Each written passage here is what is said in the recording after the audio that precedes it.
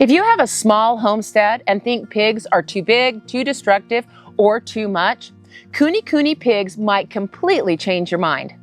I think they are one of the best pig breeds for small acreage because they are smaller, easier to handle, and often a much better fit for limited space than people expect.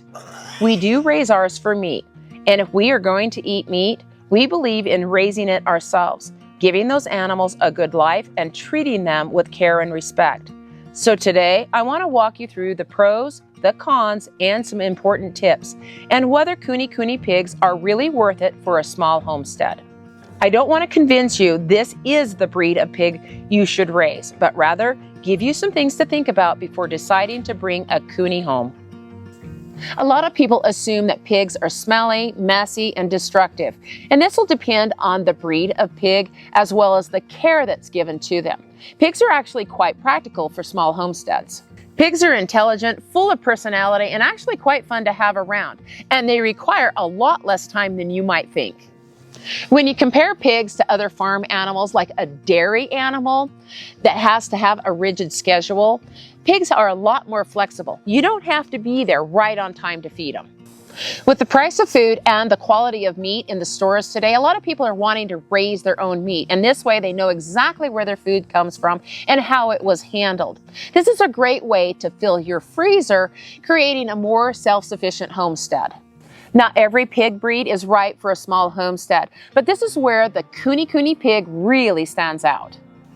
There are other breeds of pigs that work great on small homesteads, but for us, Kune Kune pigs are the best fit. We love their personalities, we love the quality of the meat, and they fit perfect into our system.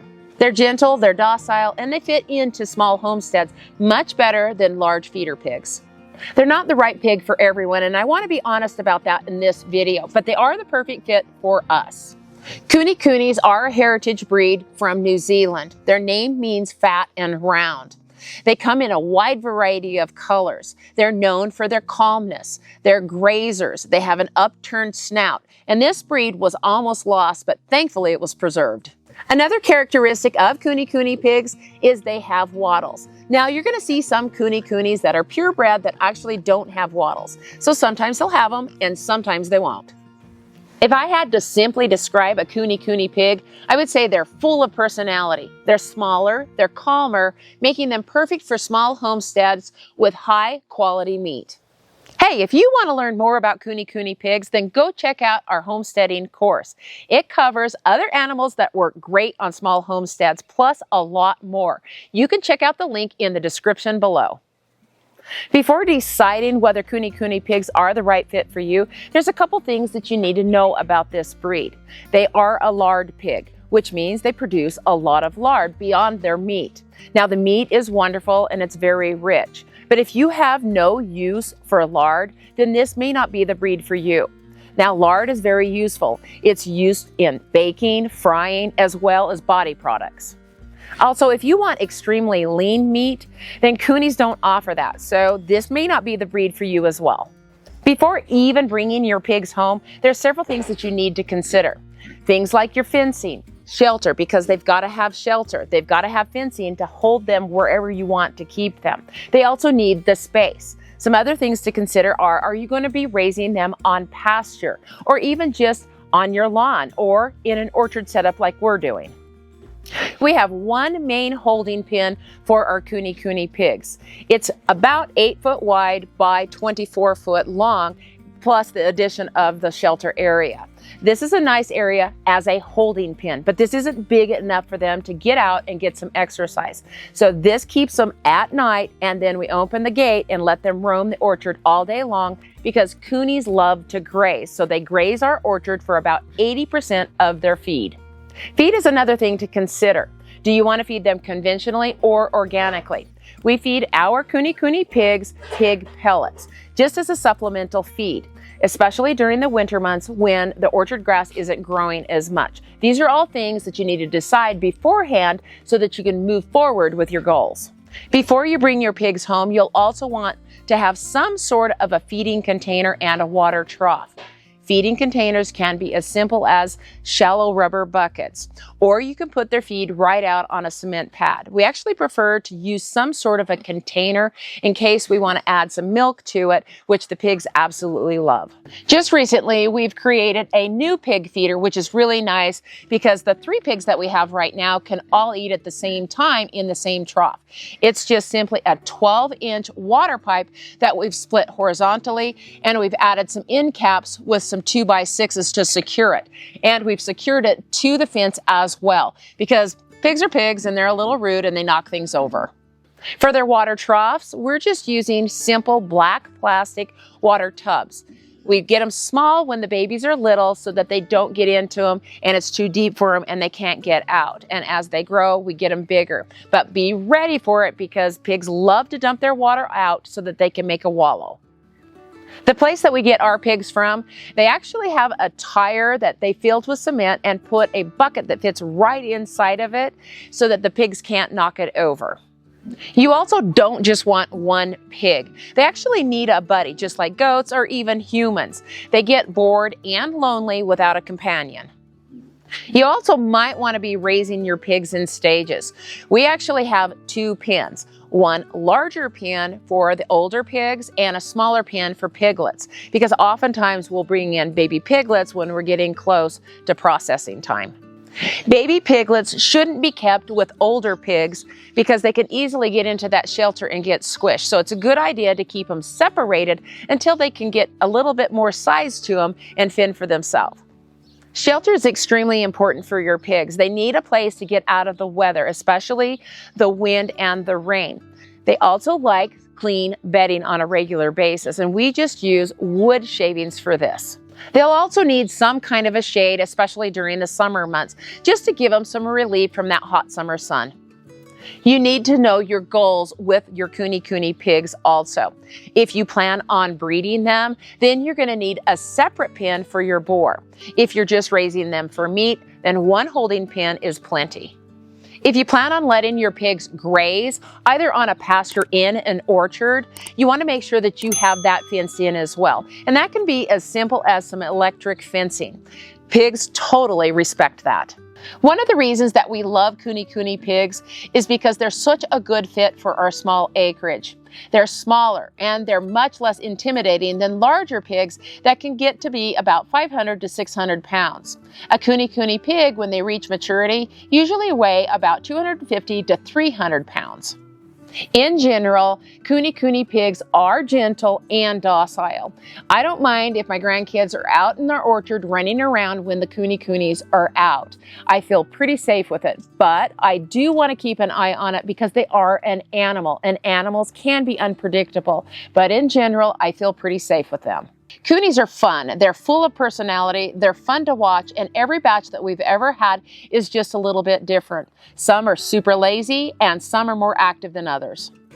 A huge benefit with Kune Kune pigs is they don't test fencing like other pigs do. And this is really important on small homesteads. As long as their needs are met, they're pretty dang content. Another huge benefit with Kune Kune pigs is they're economical to raise. Because the majority of their food is grazing, you have little supplemental feed that you have to buy.